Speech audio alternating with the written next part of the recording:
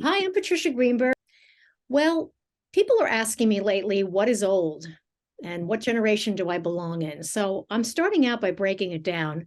Here's the span of living generations as we know them today. The greatest generation, also known as the World War II generation, born in 1901 to 1924, as we know, is unfortunately that generation's dying off, and there's still a lot to learn from them. The next generation is known as the silent generation, post World War II, born from 1925 to 1945. And then the baby boomers, which are the most widely studied and most widely known in popular culture. But now it's broken down into two categories. There's the baby boomers one, which is 1946 to approximately 1955, and then the baby boomers two, which is also known as Generation Jones, which is approximately 1956 to 64. Generation X was born 1965 to 79. Then there's the millennials, born in 1980. Generation Z, born 1997 to 2012. And Gen Alpha is the new babies coming our way right now. I'm thrilled to have with me today Mark Beal. He is the leading Gen Z expert and university professor and author of the new Gen Z book titled ZEO, Introducing Gen Z, the New Generation of Leaders in ZEO. Mark Beal explores the transformation Gen Z is bringing to media companies, employers, and marketing. And today he collaborates daily with Gen Zs as a full-time professor of practice and public relations at Rutgers University's School of Communications and Information. Welcome, Mark.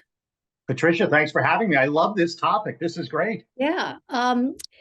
There's so much to talk about on intergenerational communication is really, what I think about a lot.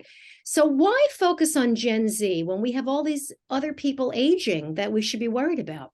Absolutely. I mean, from my perspective, I come from 30 years of marketing and public relations. So for many of those years, especially in the 2000s, 2005, 2010, the focus from companies and brands who I was doing work with, again, leading kind of consumer facing companies, were millennials, right? How do we engage millennials? How do we get millennials to choose our brand over another brand? And so that was the focus. And I came out of a course I was teaching at Rutgers in 2017. And as I drove back to my office, I had this, what I call a light bulb moment, which I have all the time. Yeah. And the light bulb moment was millennials were the focus and had been the focus for around that time. But eventually, when we get to 21, 22, 23 today, Gen Z will become the focus. And so what I really wanted to do was immerse myself in this next generation that will be the focus of marketers, which they are today, of many brands, not all brands, but of also employers. And now they are, a primary focus of most employers. How do we recruit? How do we retain? The oldest Gen Zers turned 26 this year. So we've had 3 or 4 or 5 graduating classes of Gen Zers who've now gone into the workforce. And as you said, the youngest Gen Zers are about age 11 or 12. So we've got another 10 years or so of graduating classes. So Gen Z currently right now is kind of the cohort that everyone's trying to figure out, whether from a marketing perspective or from an employer perspective. So that's my reason for delving into it. But to your point, it's a really interesting time, especially in the workplace, because we have unprecedented multi-generations working, collaborating together, connecting together. So to your point, how does the boomer who might be in the C-suite, the CEO, the CMO, the owner of the company, how are they interacting, connecting in a productive way with Gen Zers, millennials? So that's been really interesting. And that's something I've immersed myself in lately through a project that I just finished where it was about how do all these generations kind of get together? I see it everywhere I go. I do a lot of road racing, and I'm stunned, that I still see my 80-year-old friends. I'm in my 60s, and then we have some people in their 30s and young kids, and we're all running a 5K together. Oh, yeah. The world didn't used to be like that, right? No, I love that. In fact, I'm a road racer too. So we have that in common. In fact, Uh-huh. I'm training right now for a half marathon, probably in a couple of weeks. Good for you.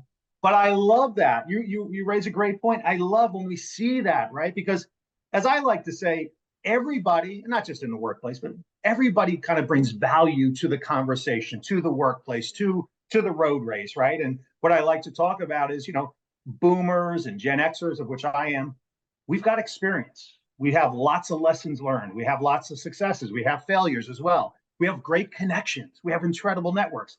Gen Z doesn't have any of that. They don't have experience. They don't have the networks yet. They don't have, a book of lessons learned and successes and all that. But that's where, again, I think all generations can work together, collaborate together, because while they may not have that, they do bring incredible tech savviness. They do bring incredible fluency when it comes to social media. So again, all generations bring value, whether it's to work or a community initiative or whatever it might be. There's so many aspects of that, of how they can come together, but I'm particularly interested in how the Gen Z views the generations before them. There's so much emphasis on anti-aging and older people trying to look young, feel included. There's a frenzy surrounding that, and in some cases, a desperation, if you will. So I'm curious and also concerned about how these Gen Zs view their elders. Well, I can put myself maybe into the elder group because I'm a Gen Xer, right? Okay. And so every day, as you noted, I'm on campus with these Gen Zers. Now, of course, I may be in a professor role, I may be in a mentor role, but at least what I'm seeing on the front line is they're yearning to learn from Gen Xers. They're yearning to learn from Boomers. They want to learn about, again, our past experience. They want to collaborate and connect with us. So that's what I'm seeing. I'm not facing, at least, again, as a Gen Xer, things like ageism or, boy, you're too old, or how can you be teaching us? You don't know anything about social media. I don't face any of that. Instead, it's more about, what can I learn from you? Can you mentor me and help me and guide me as I make this transition from college to a career? Can you teach me about how to prepare for a job interview? What are the pitfalls I should avoid? So that's what at least I get. Now, maybe that's because that's the role I'm in, as kind of a professor / mentor, but I see that when I bring my guest speakers into class. I bring in guest speakers of all ages, but primarily Gen Xers and Boomers into the classroom. So folks who are well established in their careers, and the students just can't get enough of it. I mean, they ask question after question after question. And then when the official guest lecture is done, they will stand online just for the chance to speak for 2 or 3 or 4 minutes with that 50, 60, 70-year-old executive to just get as much information, as much knowledge from them. So at least that's what I experience on a regular basis with, again, my current Gen Z college students. That is so amazingly encouraging to me. I have a college-age daughter. She's 21. And, we talk about this a lot, of respecting our elders.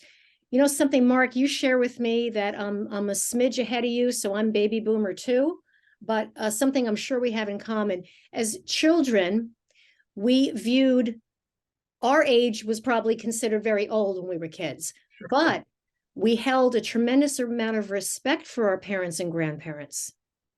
And that got lost somewhere, and it sounds like it's coming back, but there was a period of time in our history.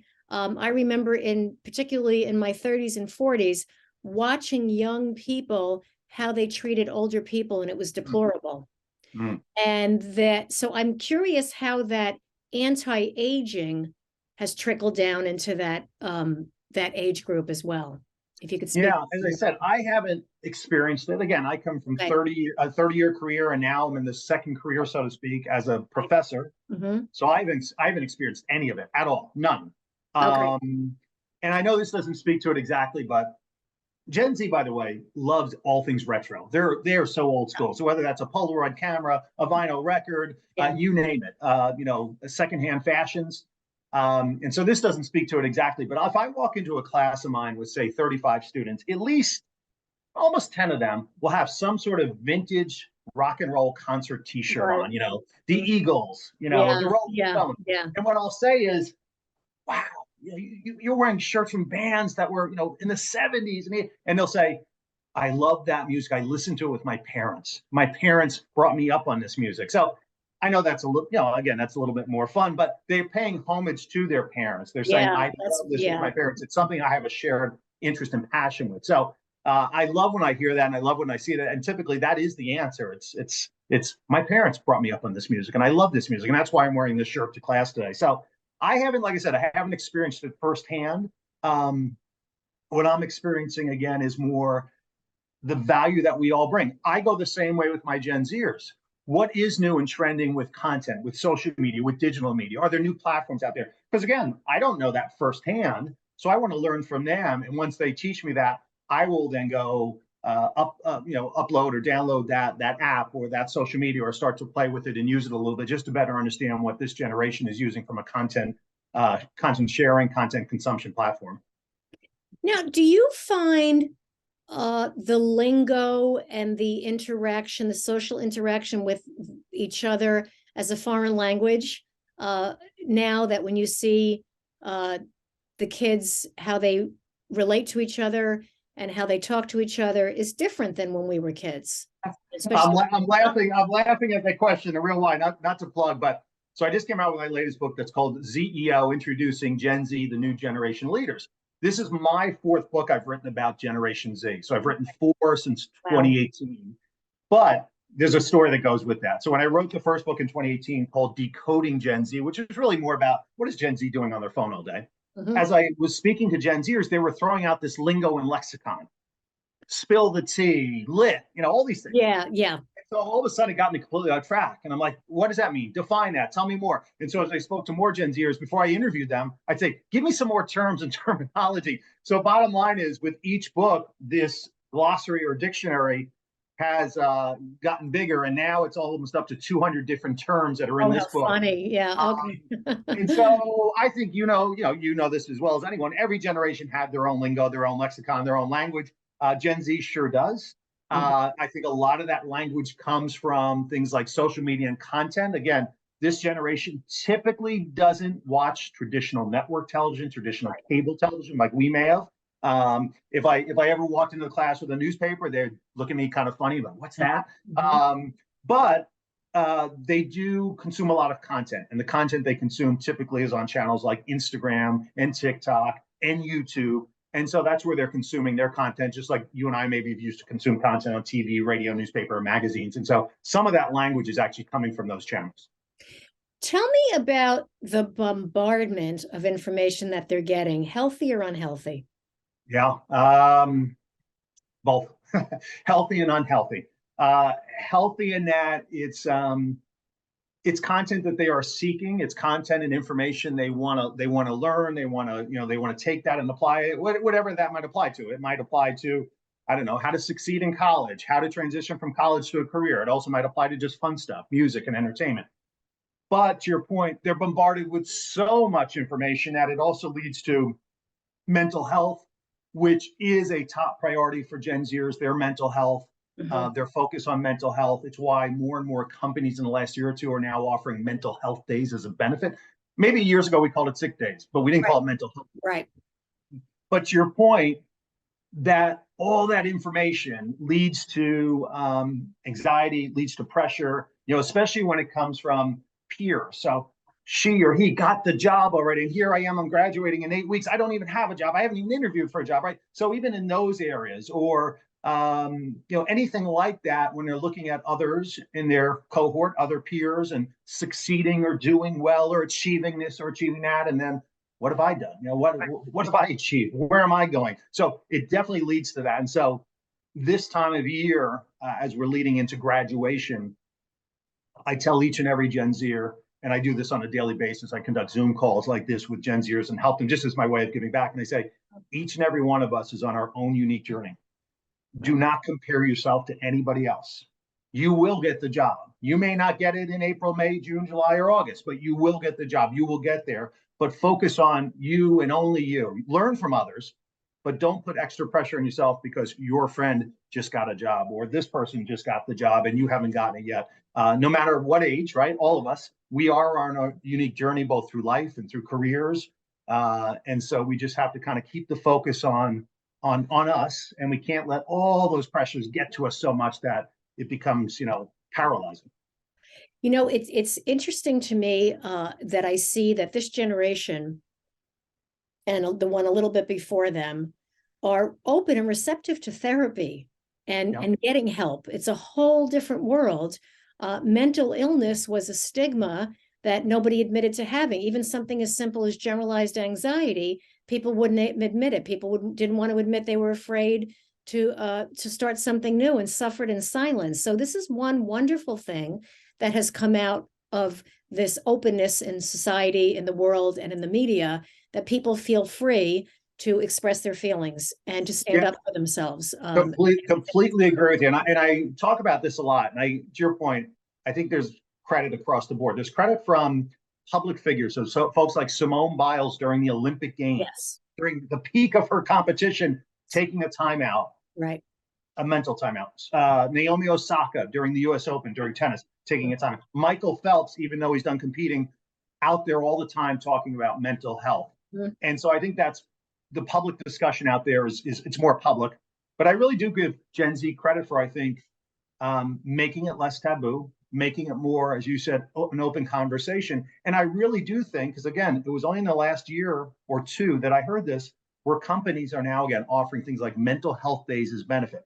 Right. First time I heard that was from my class of 22. So last year when they called and said, hey, great news, I got the job. And guess what? I'm getting mental health days as a benefit. I didn't hear that in 2018, 2017. And then this past year was really the first year that I heard companies of all sizes, large global corporations as well as small ones, closing down for something like World Mental Health Day in the fall, just to give employees the chance to, recharge, right, recalibrate, whatever you want to call it. I know it's only one day, but it's just as you said, it's just a public recognition of, we know mental health's important. Let's take today off, do whatever you've got to do, that kind of thing. That's not going to solve issues overall, right, but at least it's acknowledging and opening the conversation, as you said. So whether you're an employee or a student, you feel more comfortable now, I think, than you did maybe 10 years ago, of course, where you can just send an email and say, I need a mental health day today. Right. And that the person who's on the other end of that should basically just say, take it, not question it or anything, just take the day. Exactly. And, one thing we've learned is the world won't come to an end if you don't go to work one day. It's true. And it used to feel that way, right? But it doesn't. No. I see a lot of young people. So on one hand, they're coping very well. How do you feel about the overall fakeness of all the social media? Do you feel that that's damaging to young people? Because a lot of older people can see through it. Mm-hmm. I mean, they know there's filters and they know there's tricks of the trade, but there's a lot of problems with that. Yes. Yeah. Interesting you bring that up. So about a year ago now, there was a new social media platform that was gaining great traction with Gen Z, and it's called Be Real. Okay. And the reason it was gaining traction was because you couldn't fake it. It was being in the moment, being real. You had only a limited amount of time to basically shoot content of where you are and what you were doing. So if I was just sitting at this desk, not glamorous, so just sitting here working, that was the image that I was going to share with the world. And so it gained great traction in a short period of time. And Gen Zers really turned to it because they like the idea of just being genuine, being authentic, not having to make myself up, not having to get the perfect pose and this and that. So you're absolutely right. Now, it's funny I say that because now Be Real a year later, it's kind of fizzling out a little bit for a number of reasons. One is that they never opened themselves up to brands to be able to advertise, which I think would have kept it. But the point was, Gen Z embraced that being authentic, being genuine, being real, and they embraced it in such a way like they love this platform so much. So you're absolutely right. I think there's the Instagram is more about being the perfect you, the perfect me, right, the perfect shot, I'm literally smiling and standing in the right way. Yeah. And while that has a place, they really are looking for the genuine me, the genuine, the authentic me, who I am, and not always have to put on this, I don't know, we'll just call it this facade of, the perfect me. So you're absolutely right. There's I'll call it a tension there, especially with Gen Zers. And so that's why I do think over the last year, Be Real has gained a lot of traction, even though now it's slowed down. But I think that was the reason why, is because it gave them chances to be real, be me. So now I want to talk about the relationship between the boomers and beyond, because there are people living into their high 90s, low 100s now. Yeah. And, the divide between the children. But something that has struck me lately is that the young people, and I think this really even speaks to my generation to some degree, but Generation Boomers 2, also known as Generation Jones, turns out to be one of the most conservative cohorts, which shocked me. But when I looked at their voting record and their outlook on the world, it tends to be more conservative, interestingly enough, in response to the liberalness of the baby boomers, or the liberal attitude of the baby boomers, who have now in their older age become more conservative, interestingly. These young people are very open to sexual identity, not working in the norm, creating jobs that never existed, giving themselves names and labels that are completely new and different. And I got to hand it to them, very, very creative. Thought leaders, content creators, things we never used this terminology before, certainly not in a traditional office setting. So I want to talk about the personal relationships, but I want to ask you is, how is that gelling? How is the kids who don't want to go to an office and they can work together in a collaborative way that's so different? We would want to get dressed and put on a suit and go into a boardroom and everybody sits in front of each other and talk. Now with the advent of all this technology, one person can be in Japan and one person can be in New York and another person can be in LA, and they all get on the phone and they complete their projects and they have no problem with it. How is that gelling with the more senior and elder working population? Oh, it's a great question. And like I said, I just spent about 4 or 5 weeks immersing myself in this topic on the multi-generational workplace. So a couple of things. One, 2020 and the arrival of the pandemic quickly transformed the entire workplace, the industry, right? And I wrote a column for the New York Star Ledger that I ran, I think in March of 2020, right as the pandemic hit. And I said, this pandemic is going to expedite what would have been happening in about 10 to 15 years. Because I think this would have happened in 10 to 15 years. But the pandemic brought it on in a moment and everybody pivoted. Well, here's where we are now in 2023. Most companies, and I always ask anyone, whether it's a millennial, an X, or a boomer, if they're working, I'm just saying, hey, by the way, how often is your company back in work? And the average, the usual response today is 1 day, 2 days, maybe 3 days. I had someone, a millennial, today say 3 days. I said, that's the first time I've actually heard anyone say 3 days. So, the pandemic really brought this on, and I'm sure I'm not the only one who thinks this. We're never going to go back to 5 days. We're never going back. I can tell you that right now. Why? Because we've proven we don't have to go back to 5 days. Right. So Gen Z, I think, again, going back to this, I'll call it attention again. I think there's a little bit of attention, right? I can say it as an Xer and then a boomer. Right. We were used to that 5 days in at a certain time, working till a certain time, physically in the office, collaborating face to face. And we still long for that.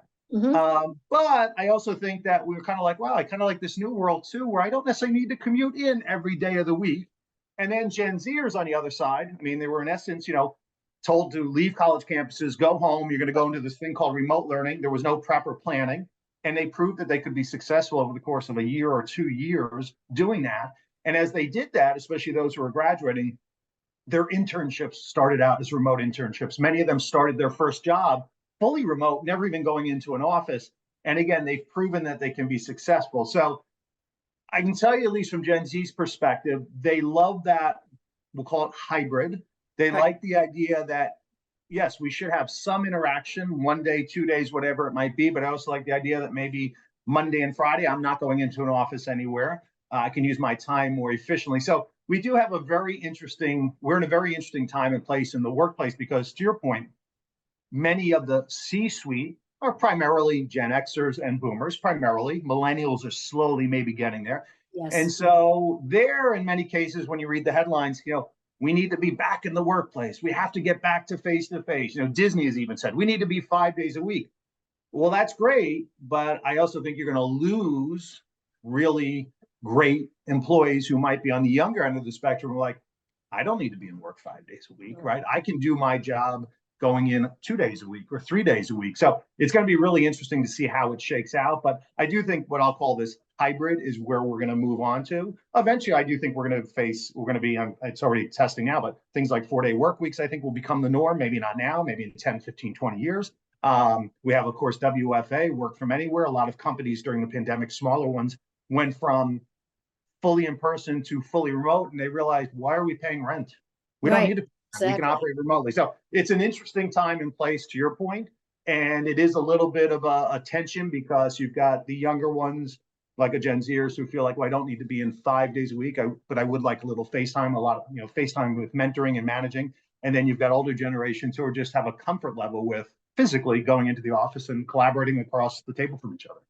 Well, there's pros and cons to that. So, for example, we know science is proving that human interaction and human touch is critical for our wellness, and relationships, physically being around other people. Loneliness is the new smoking, right? It was sitting was the new smoking. We got everybody to get on board with fitness, hopefully. And now we're seeing that loneliness is that I love my Zoom calls to my childhood friends that are all over the country. And I love if there's somebody I can't talk to, I can get on a Zoom and speak to them. But I do miss that, physical interaction. So I'm hoping from as far as humanity and the future of humanity, that even though we are working at home and we're doing so much remote, that we still will have in-person physical relationships with people, platonic, romantic, whatever they may be, that we are, living in the same house as other people and having that interaction.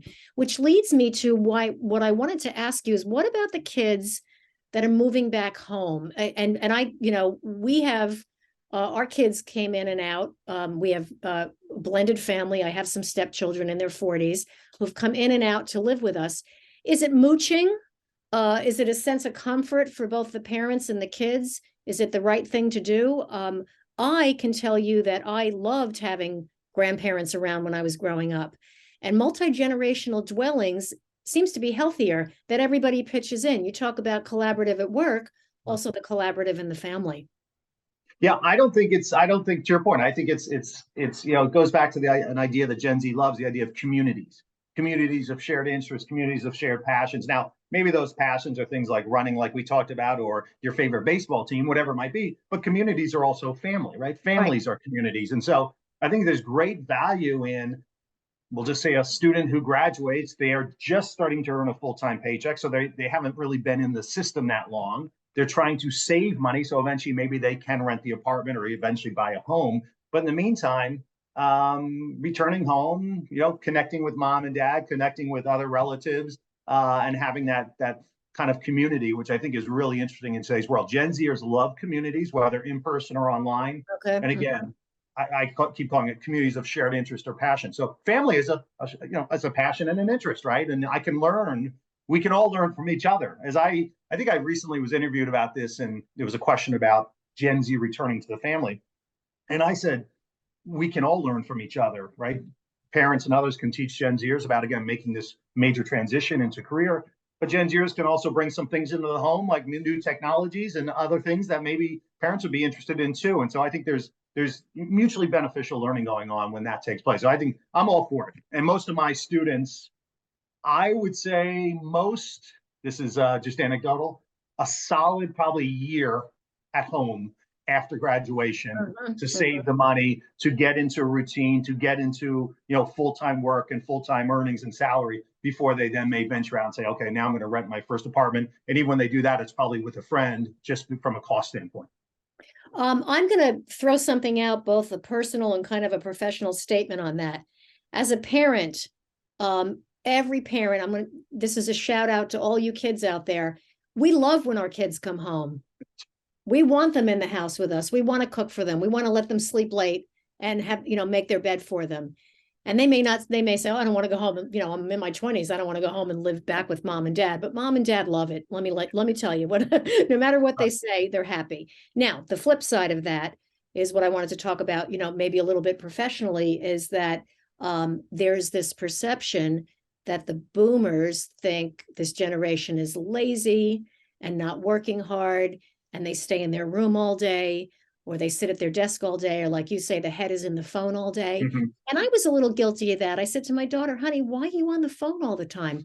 She said, because we don't write papers like you did. I don't write a paper on lined paper or go type it up and walk up to the professor's desk. We email everything. My life is on the phone. So now I can't get off. It's because we're saying, what do you need a laptop and a tablet and a phone? And, because it's a mentality.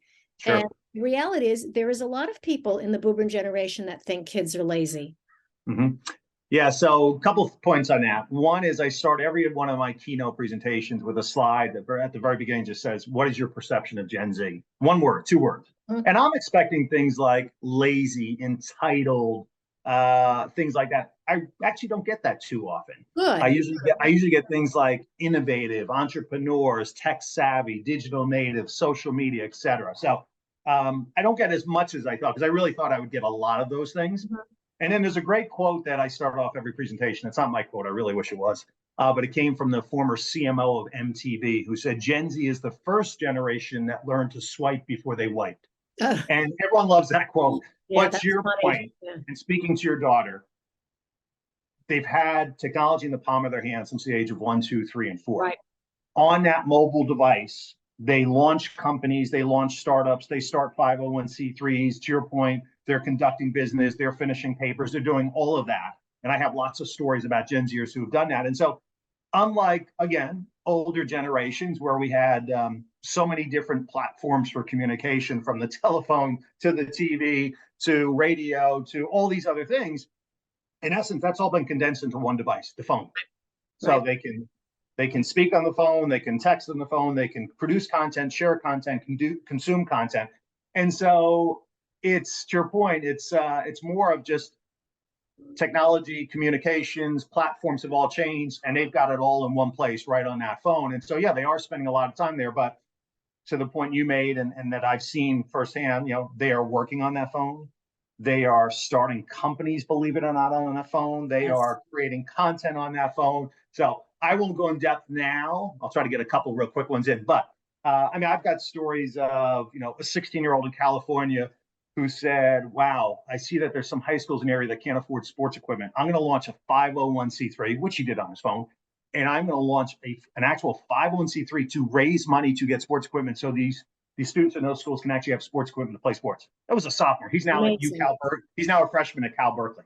Amazing. So I've got lots of stories like that. But at the end of the day, pretty much their phone is where they did all this business and where they launched these companies and these nonprofits. So yeah, I think it's just a different way of, again, communicating and consuming content than we did, but they pretty much are doing it all in their phone. We talked so much over the last number of years about the purchasing power and the influence of the baby boomers, right? And then each cohort kind of came into their own, and it became a whole industry on examining these cohorts. And you mentioned in your bio, in your work, about the purchasing power of the Gen Z generation. Are they surpassing the X's who are in their 50s and the millennials who are in their 30s and 40s? Are the numbers bigger? I don't think so. So what came out about a year ago, a lot of media reported this, but I always credit Bloomberg. Bloomberg came out with a story: Gen Z's spending power, spending influence is in the 350 billion with the B range. So that was a huge headline. And when I looked at that, I said, well, that's interesting, because most Gen Zers aren't even working. So Right. the point of the story was that, no, correct, they are not. But with each year, so the class of 23 now, tens of thousands more will start working, will start earning paychecks, will start making money and making decisions about brands they're going to buy, brands they're going to support, companies they're going to support, how they're going to use that disposable income, entertainment, sports, this, that, the other thing. So you do have, with each year, more Gen Zers starting to work, more Gen Zers earning full-time paychecks. You still have many, though, who are still in college, high school, and even in middle school and grammar school.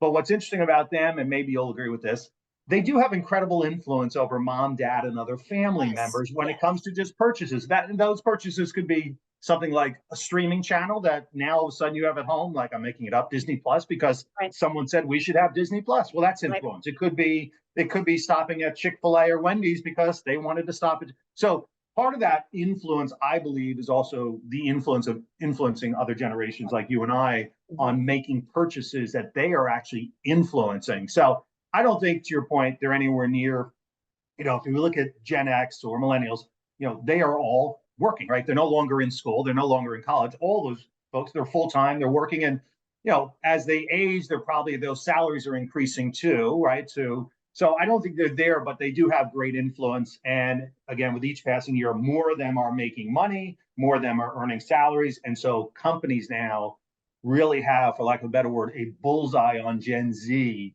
And every day, the first thing I do every day, by the way, is I just do searches on Gen Z when I wake up. And just every day, there are more campaigns from more companies. Pepsi just launched a new soda, and it's specifically to target Gen Z, right? Okay. And it's because, again, this cohort does have great influence, great spending power, And they want to get them while they're young, because if they can get them engaged at 20, 21, 22, maybe they'll keep them as a customer for life. Keep them for life, like Johnson's baby shampoo is always the example I use, or Pepsi Cola is at, something when we were kids. I do feel sad, Mark, in some ways, that these kids won't know what it's like to go to a drive-in theater and buy a big bucket of popcorn in a paper bowl and sit with the old rickety speakers and watch a movie, and use their imagination. It's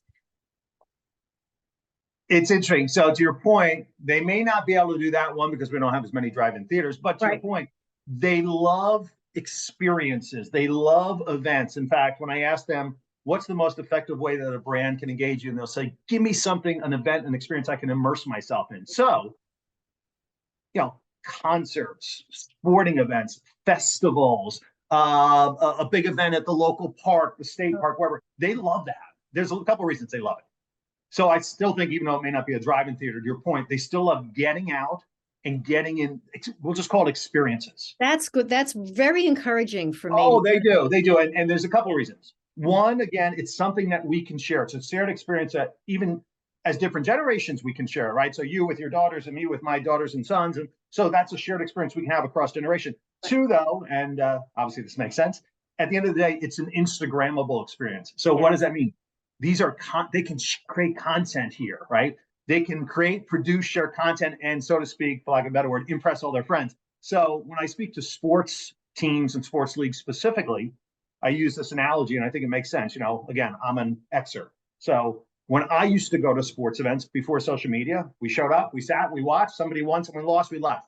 That's not what a Gen Zer does. When they go, from the moment they arrive in the parking lot, they are creating and shooting content from the entrance to the mascots to some special event that's going on. And they may eventually sit in that seat for a little bit, but then they're going to walk around some more. They're going to check out the food and the drinks and this and that. So they do crave experiences. They love events. There's maybe a slightly different motive, and that motive is I want to capture this content and share it with all my friends because I think it's pretty cool, and I think my friends will think it's cool too. But they do love immersing themselves in what I call Instagrammable experiences. Mark, you sound so enthusiastic, and I think they're rubbing off on you and keeping you young. I have to tell you. They are. Yes, they are. I'm an honorary Gen Z. Yes. Now, you're a Gen Xer technically, but with a lot of, and in my opinion, Mark, you have a lot of years ahead of you. I really believe that. But as of now, what do you like about getting older? Well, again, what I like, and I'm seeing this with a lot of folks in we'll call it my cohort, right? I spent 30 years in marketing, in public relations. And we talked earlier about, going to work and those things. And when I think back, and I'm not going to get into too much detail, but I commuted each way to work every day, 2.5 to 3 hours each way. Oh my goodness. I was on a bus for 5 to 6 hours a day. I tell my Gen Zers, please don't follow my lead on that. That was I don't call that a waste of time. I don't mean it that way, but in today's world, we don't need to be doing that, right? So I did that for 30 years. Well, as I got older, I've got passion projects. I have interest. Sure, I always wanted to write a book. Well, I just wrote my 7th book, right? I could never do that during my 30-year career because my career was focused on my clients 24/7. Right. Teaching was something I had a little bit of an interest in, but it wasn't necessarily high on the list. And then when I got the invitation to do it, I said, yeah, let me try it. I taught one class. I fell in love. That one class turned to 2, 2 turned to 3, 3 turned to, would you teach full time here?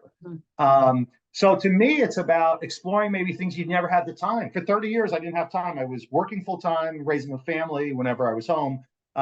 So you couldn't pursue passions and interest in projects. And even what I call now, my purpose now, for now, and I think it'll be my purpose for the next few decades, is to give back to all these students and help them get the internship, get the job. And so I spend every day leveraging my professional network, making connections as a way of giving back. And so that's another thing too. I like to say that for the first 30 years of my career, I focused on profit and making money. And now for the next 30, I want to focus on purpose and giving back. And so that's what I love about where I am in my life now and where I'm going to be the next 5, 10, 15, 20, 25 plus years. Amazing. And it was such a wonderful conversation. I want to thank you so much for joining us, Mark Beal. He's a professor at Rutgers University in New Jersey and the author of several books on Gen Z. The most recent is The ZEO Introducing Gen Z, the New Generation of Leaders. You can reach out to Mark Beal at www.markbealmedia, MarkBealmedia.com. And thank you all so much for joining us. Wonderful conversation. Thank you, Mark. Thank you, Patricia.